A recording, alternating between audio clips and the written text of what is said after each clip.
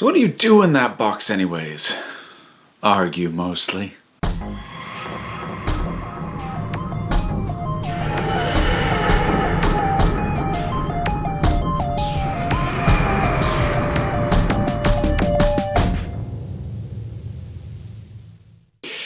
Hope you liked that line.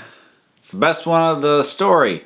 So, it is time once again for me to take a look at a classic episode of Doctor Who as selected by my wonderful and lovely supporters over on the Patreon page. Link in the description. Feel free to check it out now. The video will still be here. This one was close. So, I knew that I was going to have them pick a Sixth Doctor story because it's been a little while since I did one. And I gave them, a variety of options, and you folks were this close to getting Revelation of the Daleks. Instead, you get Mark of the Rani. What can I tell you? So, this is the first time the Rani appeared on the show. Second time that I've encountered her because I've already done a review for Time and the Rani, which hurt for many, many reasons. This is significantly less painful. Actually, if I'm being honest, this is probably the best Sixth Doctor story that I've done a review on so far. That's not to say that it's great. It would still be in the bottom range of pretty much any classic Doctor Who list that I would do based off the episodes that I've seen so far. But there's probably the least offensively wrong with it compared to other Sixth Doctor stuff that I've seen so far. It's fine. It's decent. I'm still going to spend most of this probably nitpicking and complaining because that's what I do, and I do that even with stuff I like. So, yeah. That's going to be the case here. So, this is a Sixth Doctor story, so we've got Colin Baker, and as much as I continue to gain an appreciation for Colin Baker, thanks primarily to the Big Finish audio adventures, he's still not good in the shows. He's great in the audios, he's not good on the shows, and a big part of that is just, if you listen to Big Finish, there's a tweaking to his abrasiveness. He's still abrasive, but he's not as aggressively abrasive. So, like, in the audios, he's a jerk, and he's quick to snap and belittle and whatever, very much like he is here, but here he does it while being all like, what? Why'd you go? Do this, listen to me. Like, he's loud and forceful on top of everything else, and he's much more subdued while maintaining the same sort of personality, general elements. And it works much better there. Here, he's a bit more shouty. His sarcasm is harsher. There's no kindness behind it. So, like, when he's talking with Peri, I do find myself going, why? Why are they together? Why is she traveling? Why is she putting up with him? Why does he keep her around if he seems to hate having her around so much? There's no affection underlying the jabs. And honestly, I feel like and maybe she's better in other episodes, but in this one particularly, I feel like Peri's putting in a pretty strong case for being the most useless companion in Doctor Who. That's not the same as worst companion or most aggravating or painful to be around. I think Mel still takes the cake for that, at least from what I've seen. But Peri is not helpful at all. Partly inherently, and partly the Doctor doesn't let her be helpful, because the instant she tries to say anything, he cuts her off and shushes her.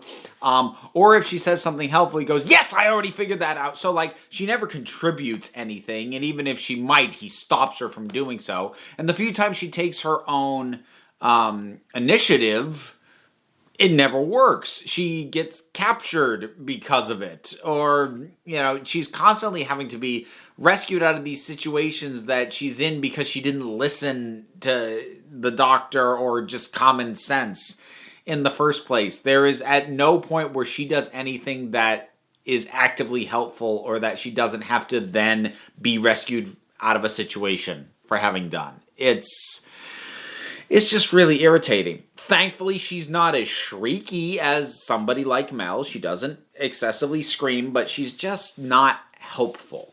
She's not painful as a personality. She's just kind of useless. So the plot on this one is the Doctor and Peri getting diverted. And they don't know by whom or why. And they kind of end up in England right on the cusp of the Industrial Revolution.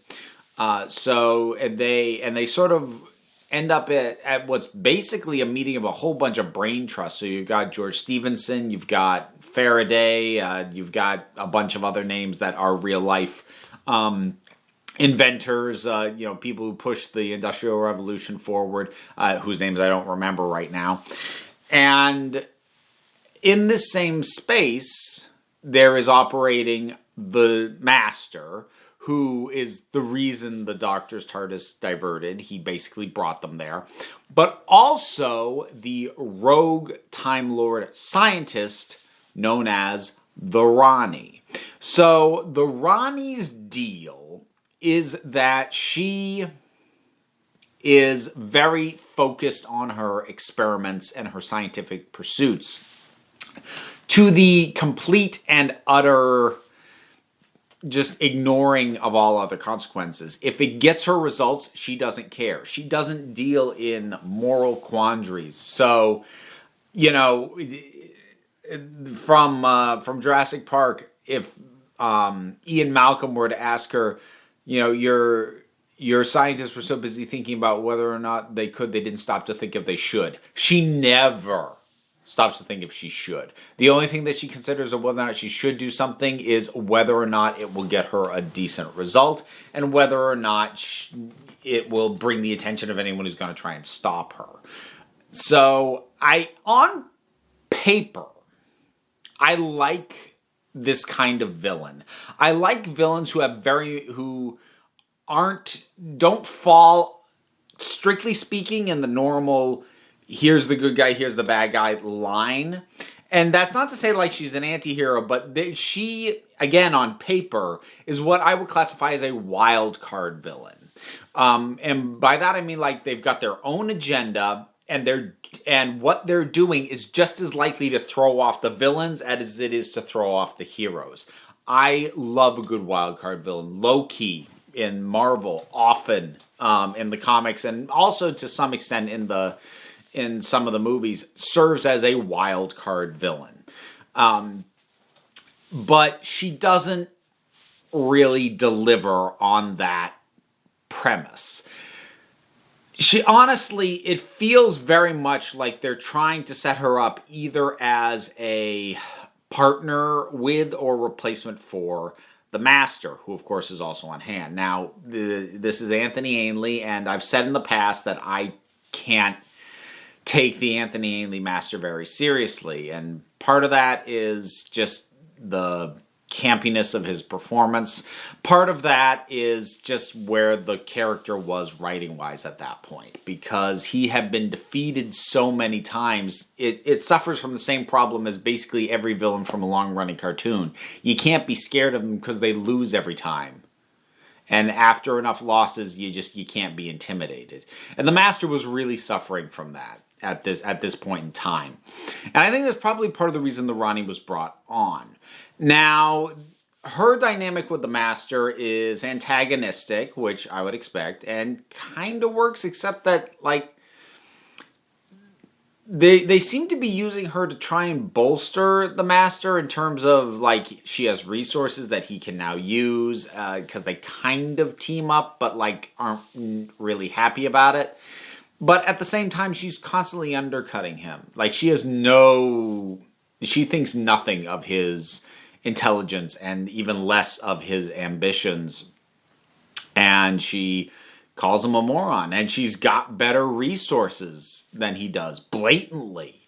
And it seems like in many ways that they're sort of using her to point out that the Master doesn't really work anymore, at the same time in which the Master is driving a fair amount of the plot and is still trying to function as a villain within this same story.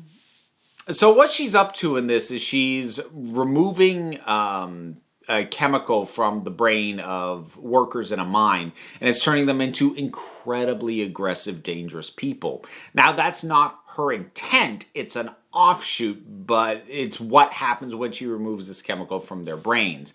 And it just comes back to the fact that she doesn't care what happens when she has what she wants. So, again, I like that as an approach for a villain.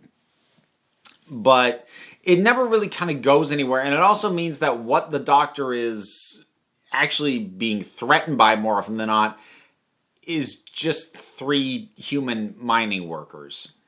I mean, I'm not saying that human beings can't be dangerous, even to the Doctor, but given the sort of stuff that the Doctor's usually having to contend with, aliens, explosions, time travel, spaceships, Daleks, 3 guys with a shovel. It's a little bit hard to take that as seriously, as far as threats go. So that doesn't help things especially. And honestly, I should have checked how long the show had been doing the format for this time period, which was 2 40-minute episodes as opposed to like your standard 4 20, 22-minute episodes, because it really feels like in a lot of ways that this was written to be 4 parts instead of 2, because like halfway through each episode you can see the setup to what probably would have been a cliffhanger if they were still doing this in 4 parts rather than 2. So I think this was fairly early into their decision to do that, and it kind of shows. They haven't really come to grips with this shift in format yet. The setting looks pretty good, which is actually not surprising. Doctor Who episodes set in historicals usually look better because they didn't have to build sets and they could use either real-world locations or just stuff that the BBC had sitting around from period dramas. So it looks decent enough. Feels a little sparsely populated because it's basically just like these couple of guys and then the other named characters. There's no general populace, or at least doesn't feel like there is. But overall, like, as much as I've kind of nitpicked my way through this, it's not bad. It is a little bit silly at points. The Rani has a minefield, but the mines don't explode. They turn people into trees. Yeah. I don't know either. Like, that's one of the weirder, goofier things that it's got going on. But there isn't a ton of that. There isn't a ton of, like, painful, what am I even watching stuff? Like, oh man, when I was watching The Two Doctors. Aha! So, like, nothing hurt. But there's nothing really particularly good about it either. It's just kind of there. It gets the job done. And there isn't much more to say about it. I will say it raises my opinion of the Rani slightly. But even this, I feel like, is a complete underutilization of the concept of her. I like the concept of the Rani a heck of a lot more than I like the execution here, and especially in her second appearance. So I feel like that there's a good concept behind how she would function as a villain that just was not properly mined. So it's kind of a shame because it was a good enough idea. The Mark of the Rani. What do you think about it? Whatever your thoughts are, drop something down in the comments. Let's talk about it. A whole bunch of stuff to do. Link to the Patreon. Mentioned it already. P.O. Box. Other links. Other stuff I do. Things and stuff. And check it out. Or don't. That's okay too. Because at the end of the day, you're the council. I'm just running the meetings. And until next time, this council is adjourned.